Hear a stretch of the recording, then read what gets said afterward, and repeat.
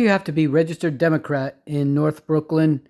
Well, this is the reason. This is an election in November 8th, 2022. Look at this, 100% for a particular candidate practically, right? This is the general election. But let's look at the primary, right? 2 years ago or 3 years ago, whenever it was, there was no primary at all. Look at this.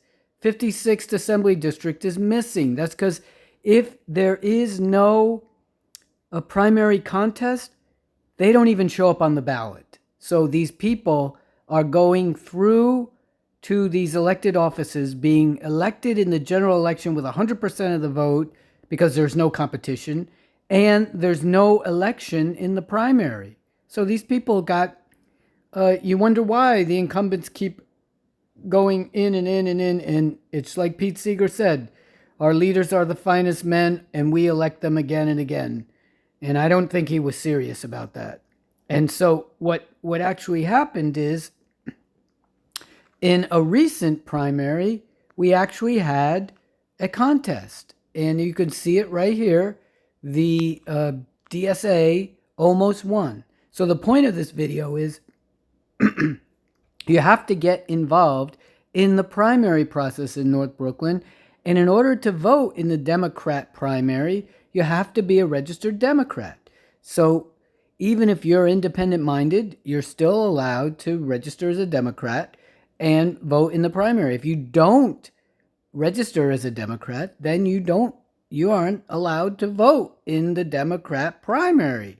And look at this, 4,000 votes gets you in on the primary. It's almost terrifying how ridiculous this system is.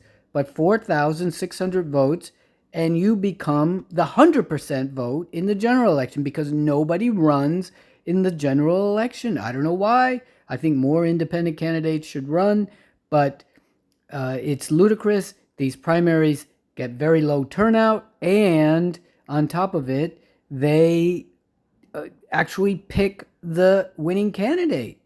So 4,600 people decide for the general public who the state assembly person in this case is, and it's outrageous. This is why you have to register as a Democrat, get involved in the county committee. Literally with 20, 30 signatures, you could become the county committee member for your block, and you can influence the so-called, what do they call themselves, leadership or party bosses.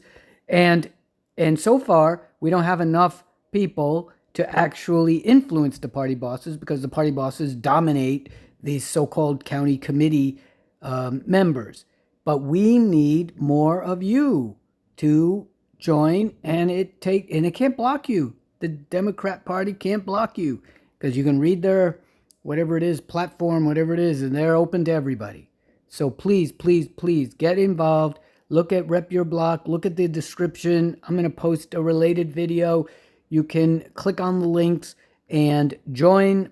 I'm not promoting anything but Rep Your Block, Rep My Block, Rep The Block, whatever it is. Please become part of your county committee. It's a commitment of 2, 3, 4, 5, 6 hours every 2 years, right? That's not much. And we should do more. We should meet. The county committee members should meet. And I'm always available for that. But we have to do something because our future generations deserve better than this current corrupt patronage party boss system that is destroying any sense of decency and integrity and character. We should just go back to the system where the man said, do you have no sense of decency left? Read the court case where U.S. Supreme Court Justice Stevens calls New York State election law stupid. Stupid. That was the word. He quotes Justice Marshall and says that they can't find this case, which Margarita Lopez Torres sued the Board of Elections for basically corruption, right? But abridging her freedom of speech. And they said they can't control the parties. And actually, the U.S. Constitution protects the parties and protects them from being and allows them to be party bosses. But he did say that, and it didn't violate the Constitution, and it is ingrained in this very poor New York State Constitution that two political parties, the two dominant parties, run the election system. So we have the most partisan people running the election system. It's supposed to be adversarial, but it's not, because the Republicans have abandoned North Brooklyn and most of New York City. And so we end up with two political parties that are in cahoots. That's what's happening. As long as they squelch any other third party, because obviously the Republicans want to be the second party in New York State, and they want to squelch any possible political party that can overtake them. That's why these people somehow were able to rule that the word independent is not allowed in political parties. Well, if independent is not allowed, then we shouldn't allow the word Democrat, and we shouldn't allow the word Republican in political parties, because those are confusing terms, right? Because the Democrat Party has nothing to do with democracy, and the Republican Party has nothing to do with republic, right? It's just about protecting their vested interests.